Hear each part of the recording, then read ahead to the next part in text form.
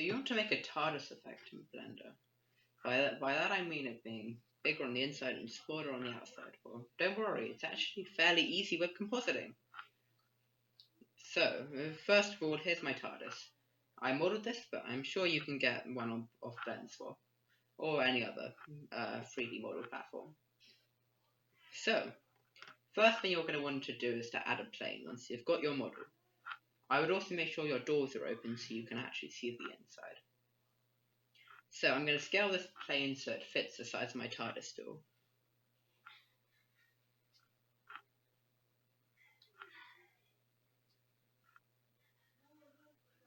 There we go. You've got to make sure that you can't see behind it.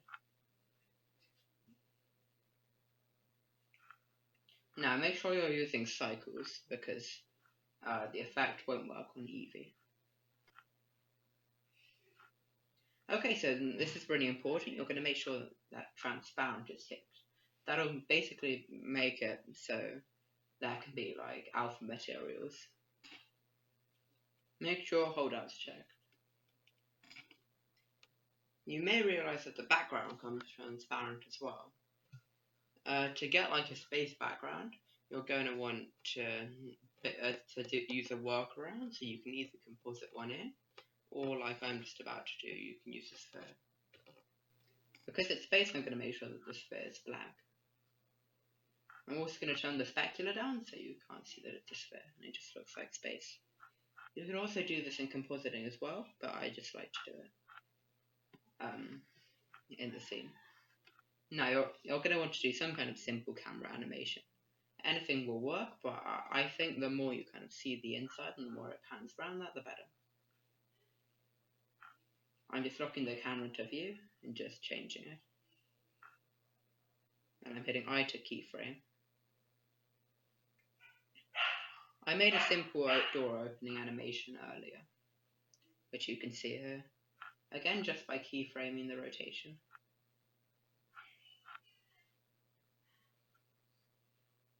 There we go. Now you can see that it zooms in and then the door closes on it.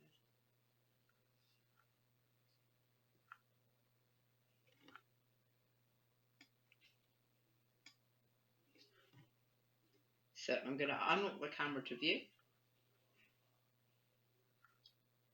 And then, this is important, you're going to want to make a scene and make it a full copy.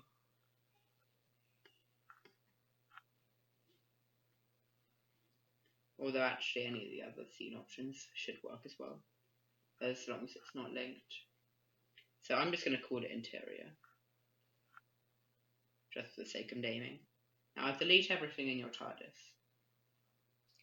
Now for the next bit, you're going to want to make a Tardis interior. I actually found a really nice one off Blendswap. Here it is. And then there's a creator. I'm not going to even try and pronounce that name. I'm sure you can find other ones, but this is a free one that I found. And that's the one I'm going to use. You can also model one as well, but I'm just too lazy for that.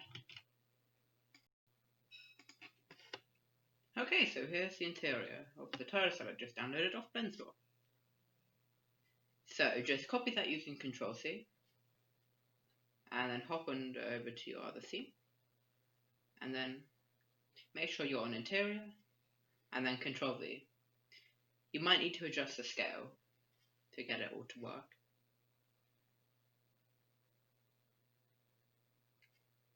Make sure you delete the camera so you're rendering from your proper scene camera, and I would also delete the lamp.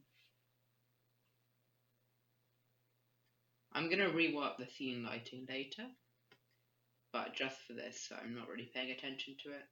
Now to get the scale right, copy your doors of the Tardis from your original scene, and then paste them into here. And now we can just easily line up the Tardis interior and try and get the scale right. I'm not sure what the orientation is supposed to be with the entrance, but I don't think it matters too much just for this demonstration. And there we go. So with the doors we can see what it's going to be rendering inside, and then it's going to zoom in and then we can see that bit.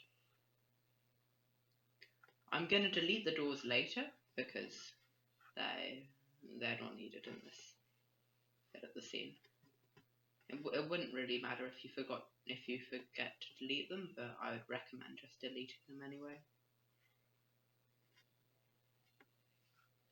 Okay, so for the next bit, you're going to need to copy your camera from your main scene. Make sure that you're happy with the animation before you copy it. So use Ctrl-C, and then go onto your interior, and then delete your current camera, and then use Ctrl-V. If you want to adjust anything, then just make sure you edit both cameras, or just recopy the other camera. So now we can see we've got the animation working in both of our scenes. Okay, so now let's hop over to the compositor. So let's duplicate the rendered layer, and then set one of the scenes to interior, which is the layer that we made with our interior in.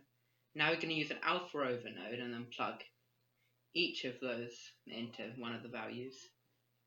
You might need to fiddle around with where to plug what, because you just want to make sure that you're overlaying the right thing. Now I'm going to render it. In this case, I needed to switch the image inputs into the alpha over node to get the desired result.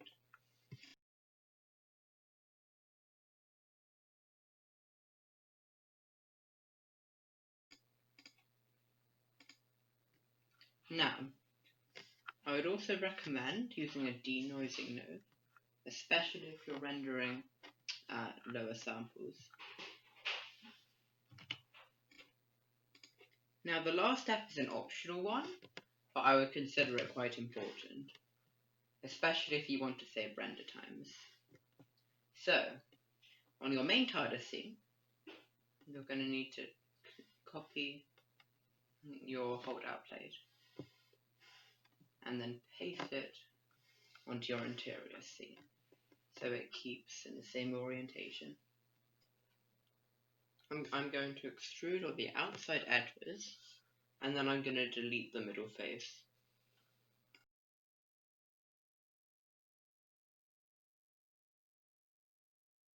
Now this will basically mean that I make sure it's set to holdout, and then you'll only actually be rendering what's going to be seen in the final image, which basically means that you're going to save a lot of render time.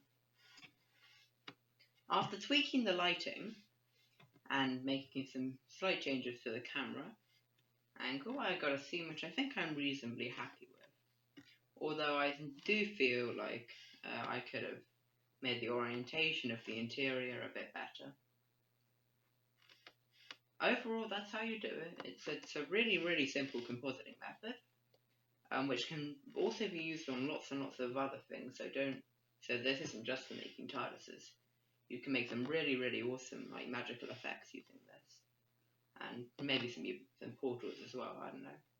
You go, experiment. Good luck. Also, if you're feeling extra generous and you watched all the way to the end of the video, then maybe consider making my subscriber count existent. Thank you anyway. Goodbye.